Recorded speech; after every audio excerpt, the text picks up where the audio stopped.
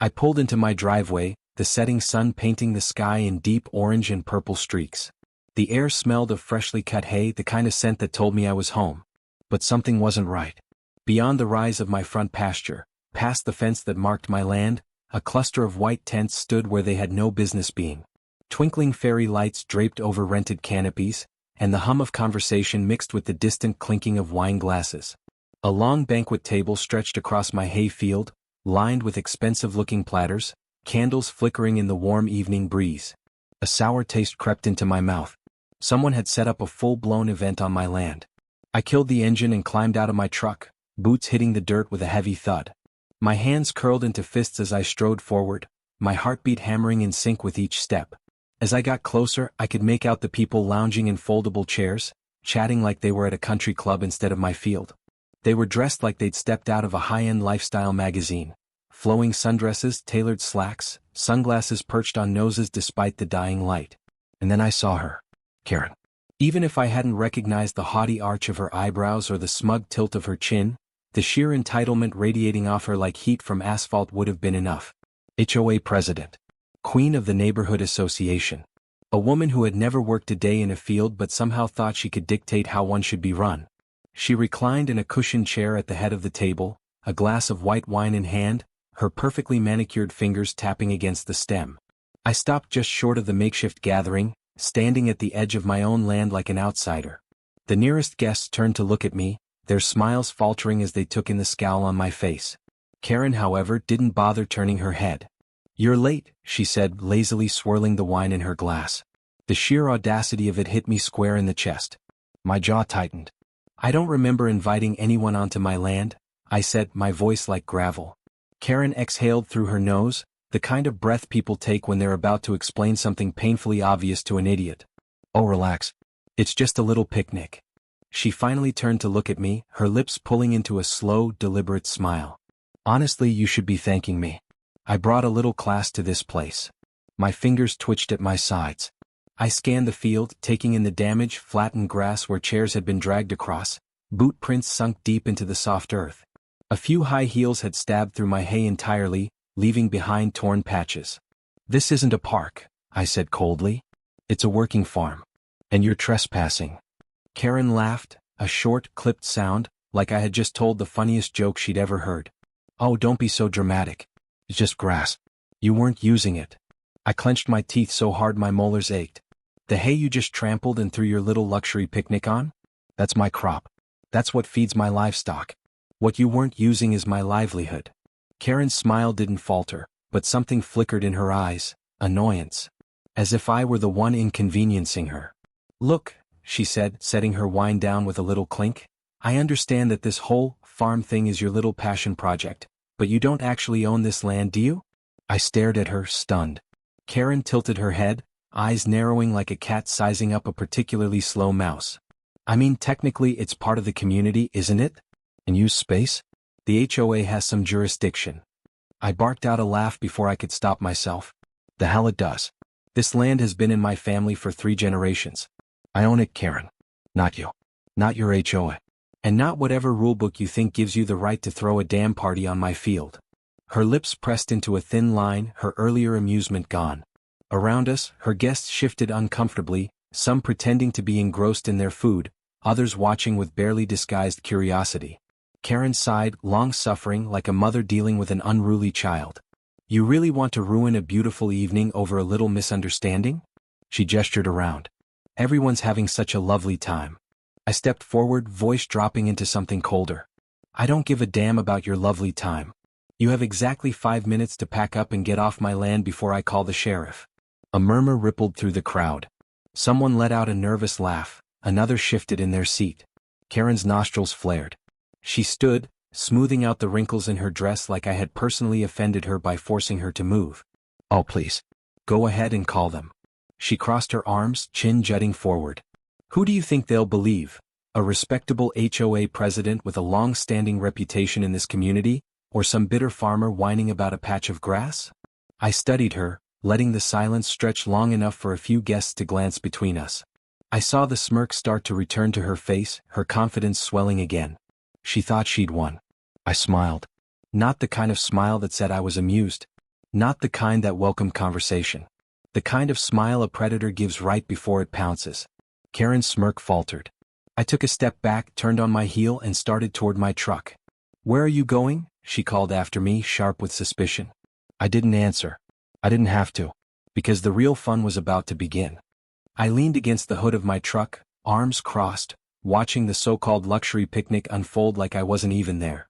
Karen had turned her back on me, resuming her conversation as if my warning had been nothing more than a gust of wind, an annoyance but nothing worth worrying about.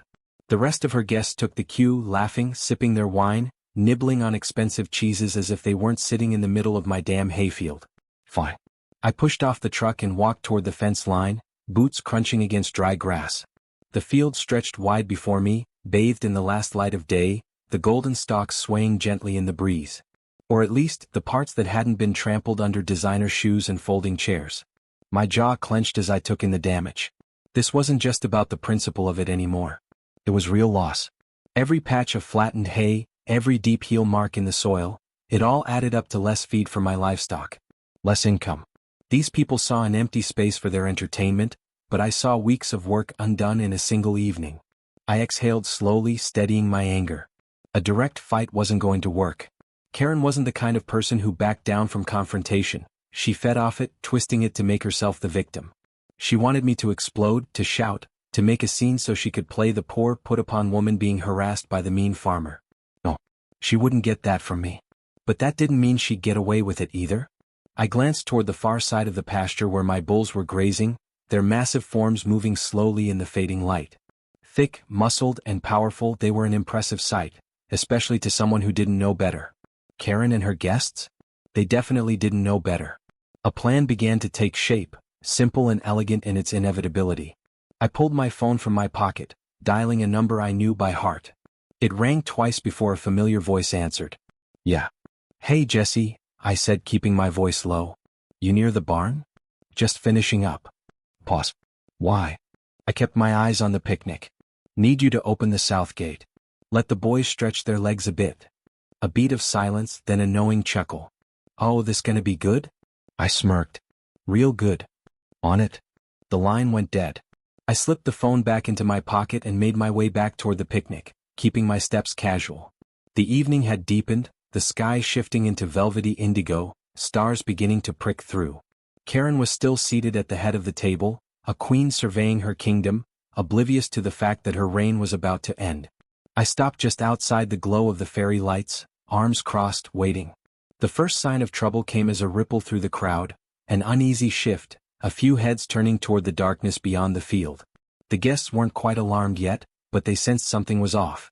Then came the first low snort. A deep, rumbling sound, almost like a growl but far heavier, vibrating through the ground. A woman near the end of the table let out a nervous laugh.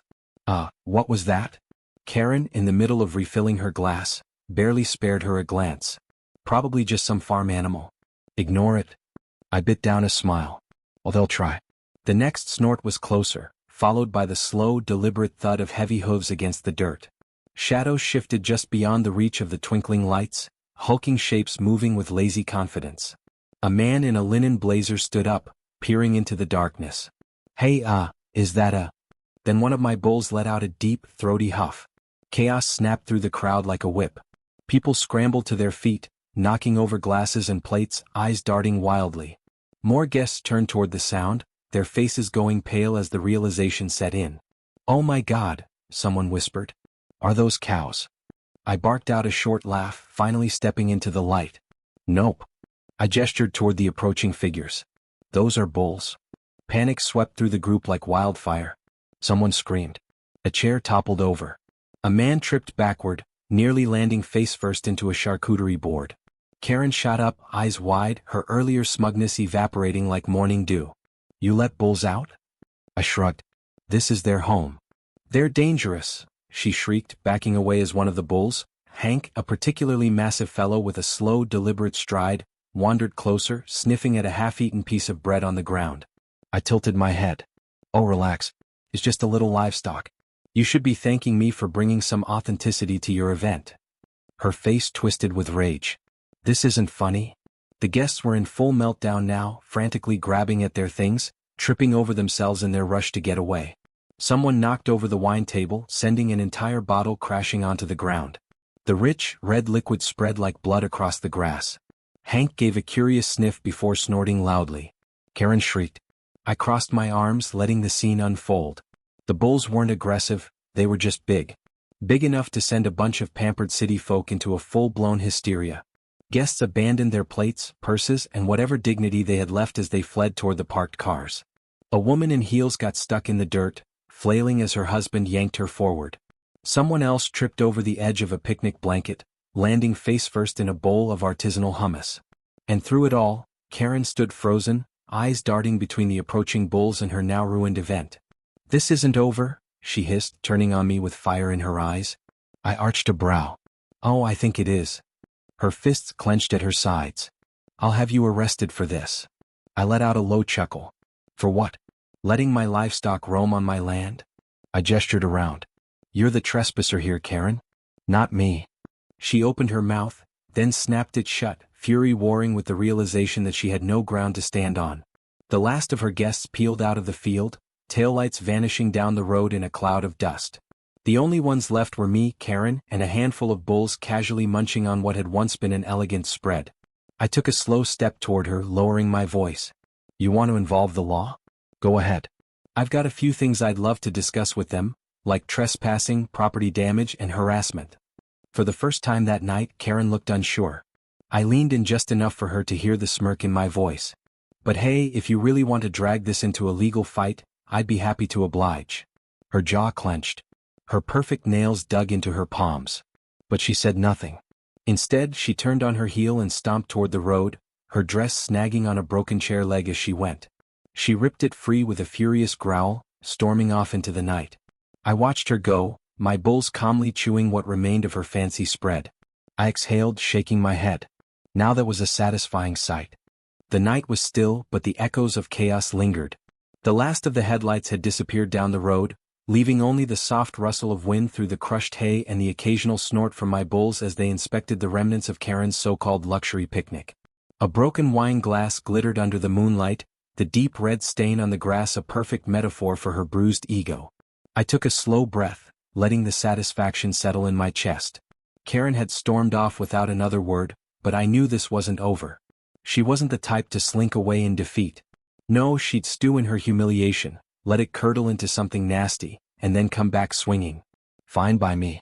I patted Hank on the side as he nosed at an overturned bowl of olives, then turned toward the house. It had been a long day, and as much as I enjoyed watching Karen's world unravel, I had work in the morning. I barely made it inside before my phone buzzed. Jesse's name flashed on the screen. I smirked, answering with a lazy drawl. That didn't take long. The sound of his laughter rumbled through the line. Man, you should have seen it from my side. I was watching from the fence line. Funniest damn thing I've seen in years. That lady scream like that every time she gets put in her place. Pretty much, I said, kicking off my boots. She's got two settings, smug and shrieking. Well, she sure wasn't smug when she hit that puddle of spilled wine. Damn near did a split. I chuckled at the memory. Karen, flailing, her expensive dress soaked, her carefully curated event reduced to a frantic scramble for the exit. Couldn't have planned it better if I tried. Jesse whistled. So what's next? Think she's gonna let this go? Not a chance. I rubbed a hand down my face. She's got too much pride for that. She'll try to spin it, turn it back on me. There was a pause. Then Jesse's voice took on a knowing edge. Well, lucky for you, half the town already saw what happened. I frowned. What do you mean? Another chuckle. Guess who was recording when the bulls made their grand entrance? That got my attention. You're kidding. Nope. Some guy at the picnic. Looked like he was enjoying himself a little too much to be one of Karen's actual friends. Videos already making the rounds. I sat up straighter. How bad? Oh, real bad for her. You come off looking like a damn folk hero. I ran a hand through my hair, a slow grin spreading across my face. Well now, that's interesting. Karen thrived on perception. On being the one in control, the one people respected, or at least feared. If her own guests had filmed her running for her life from a bunch of completely harmless bulls, she'd never live it down. Send me the link, I said, already pulling up my laptop. Jesse did one better. He sent me 3. The first was shaky footage taken from behind the picnic table, the camera bouncing as the person recording tried, and failed, to hold in their laughter. The video started mid-scream, someone yelling, "Oh my god, they're huge!" Before the camera swung wildly, catching Karen tripping over her own chair, her drink flying from her hand. The second was a clearer angle, capturing the exact moment the bulls wandered into the fairy-lit setup, their massive forms cutting through the delicate atmosphere like wrecking balls through a wedding cake. It zoomed in just as Karen shrieked, eyes bulging in terror as Hank, sweet, slow Hank, sniffed at her abandoned charcuterie board. The third was a highlight reel. Someone had already edited it, complete with slow-motion effects, dramatic music and text overlays. "Luxury picnic gone wrong," flashed across the screen as Karen slipped on the spilled wine, landing hard on her backside. I sat back in my chair rubbing my chin. Damn. Jesse was still chuckling on the other end. Gotta hand it to the internet, when they go in, they go in. No kidding. I shook my head. This wasn't just town gossip. This was spreading fast. Karen's carefully curated reputation? Shredded. The real question was, what was she going to do about it? I didn't have to wait long to find out. By morning my phone was blowing up. Messages from neighbors, old friends, even a few folks I barely knew, all asking the same thing. Did you see the video? Did Karen really think she could get away with that? What's she gonna do now? I didn't have an answer. But I had a feeling I was about to find out. Sure enough, just after noon, a sleek black SUV pulled into my driveway. I watched from the porch as Karen stepped out, dressed for war. Gone was the flowy picnic dress. In its place, a sharp blazer, high heels that didn't belong anywhere near a farm, and sunglasses so large they practically swallowed half her face. She marched toward me with all the self-importance of a general leading an army. Except she didn't have an army. She was alone. I leaned against the porch railing, arms crossed. "Morning, Karen." She yanked off her sunglasses, eyes blazing. "You think this is funny?" I considered that. Parts of it. Her jaw clenched. "You humiliated me." I raised a brow. You trespassed. You ignored my warning. You threw a tantrum when things didn't go your way. I just stood back and let nature take its course. Her nostrils flared. "That video is everywhere. Do you have any idea how many calls I've gotten? The HOA board is furious. I've been slandered." "You mean recorded?" I cut in. "Because last I checked, slander requires false information." Her mouth opened then snapped shut. She wasn't used to being challenged so directly. She took a breath, smoothing her blazer like she could iron the rage out of herself. "I'm willing to forget this ever happened," she said, voice measured, "if you take the videos down." I let out a low whistle. "See, that's where you lose me. You think I control the internet?" I shook my head. "It's out there, Karen. Can't put the toothpaste back in the tube." She took a step forward, lowering her voice. "If you don't fix this, I will take legal action." I didn't move. Didn't blink. Just let the silence stretch until it became unbearable. Then I smiled. "Go ahead," I said softly. "Take me to court. Let's put everything on record. The trespassing. The damage to my field. The harassment." I leaned in, voice dropping even lower. "Hell, maybe we'll subpoena the HOA. See if they want to get dragged into this mess." For the first time, Karen hesitated. She wasn't stupid. She knew a losing hand when she saw one. Her lips pressed into a thin line. Without another word, she turned on her heel, stomped back to her SUV and sped off, dust kicking up in her wake.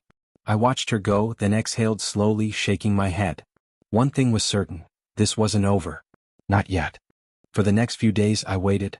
Not because I was afraid of Karen's next move, I knew she had one coming, but because I wanted to see just how far she'd take it. Would she throw a tantrum? Try to rally the HOA against me? Or would she finally realize she was beaten? That last one was a long shot. By the fourth day I had my answer. I was in the barn, checking on the feed supply, when I heard the distant crunch of tires on gravel. Slow. Purposeful. Not the hurried, self-important screech Karen had left behind last time. This was different. I wiped my hands on my jeans and stepped outside. Two sheriff's deputies stood by their patrol car, sunglasses on, arms relaxed at their sides. And between them, looking smugger than a cat that had just knocked a vase off the counter, was Karen. I let out a slow breath. Here we go. She folded her arms, chin lifted high. "I told you there'd be consequences." I ignored her and nodded at the deputies. "Afternoon, officers. What can I do for you?" The older of the two, a guy I recognized as Deputy Morris, sighed like he'd rather be anywhere else. "Mr. Carter, We got a report of livestock endangerment and reckless endangerment of civilians. Said you released aggressive bulls into a public gathering. I huffed a quiet laugh. That right. The other deputy, a younger guy who looked like he'd rather be fishing, shifted uncomfortably. She also claims you verbally threatened her after the incident. Karen's smirk widened, her fingers tightening around the strap of the designer purse she had no business carrying onto a farm. I'm pressing charges, she announced. This man deliberately put my guests in danger, and now my reputation is in shambles. He coordinated an attack. I took my time, letting the silence settle, letting them feel the absurdity of what she was saying. Then I turned to Morris, the only one who looked like he had an ounce of patience left. You ever seen an aggressive bull, deputy? His mustache twitched. I have. And did those aggressive bulls ever meander through a picnic, sniff a charcuterie board, and calmly eat leftovers while a bunch of grown adults screamed like they were being hunted? That was when Jesse pulled up. He must have seen the patrol car from the road because he barely put his truck in park before hopping out, phone in hand. Morning, gentlemen, he said, a little too cheerful. He gave Karen a look that was pure amusement. Karen. Always a pleasure. She glared at him, but Jesse wasn't interested in playing her game. Instead he held up his phone, thumb tapping the screen. So, I hear we're talking about evidence today. He turned the screen toward the deputies. Was the video. The one showing Karen sneering as I told her she was trespassing. The one capturing her dismissing me, ignoring my warnings, mocking my property like it was nothing. The one where she told me to go play cowboy somewhere else, before my bulls ever even made an appearance. And then, of course, the moment. Karen screaming. Karen tripping. Karen covered in wine. A perfect, undeniable chain of events. Morris watched, his expression unreadable. The younger deputy coughed to cover a laugh. Jesse clicked his tongue. That sure doesn't look like a man threatening anyone, does it? Karen went pale. That's taken out of context. Oh. I tilted my head. What's the context where you get to trespass, destroy private property, and then play the victim? She floundered, looking between the two officers. This isn't fair. That video was edited. Morris exhaled heavily, rubbing his forehead like he could already feel the headache settling in. Ma'am, do you have any proof of wrongdoing on Mr. Carter's part? Karen's mouth opened. Closed. Opened again. And then, just like that, the fight drained out of her. Not because she believed she was wrong. Karen wasn't capable of that kind of reflection. No, it was because she saw it, the way the deputies were looking at her now. The way Jesse was grinning like a man who had all the time in the world. The way I wasn't backing down. She had lost. She knew it. Her jaw tightened. Her eyes flicked to me full of venom. Then, with a sharp turn on her expensive heel, she stomped toward her SUV. We'll see about this, she hissed over her shoulder. I called after her. Oh, I'm sure we will. She didn't respond. Just slammed her door, fired up the engine, and tore down the driveway, her tires kicking up a cloud of dust in her wake. The deputies stayed a moment longer, probably out of professional courtesy.